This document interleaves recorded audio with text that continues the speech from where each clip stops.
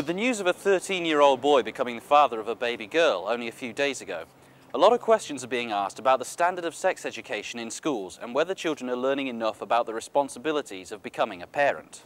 When you look at the national curriculum, the guidelines for what teachers should teach in schools, there's very little said about sex education.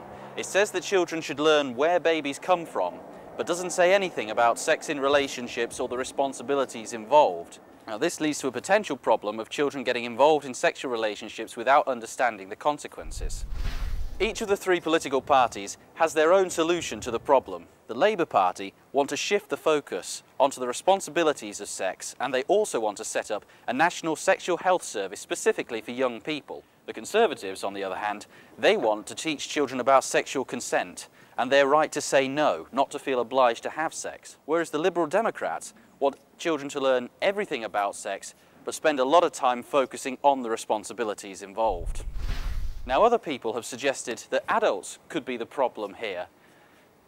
The Sex Education Forum says that most adults feel embarrassed or unable to talk to children about sex, and this obviously leads to a lack of understanding. The Marie Stopes International Fund says that we should adopt the Dutch model, where children are taught to respect and value their bodies and not just understand how they work.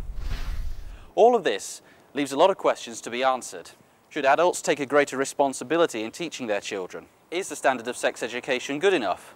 If not, what changes should be made? Why not let us know your views and whether you thought you received good enough sexual education at catch21.co.uk.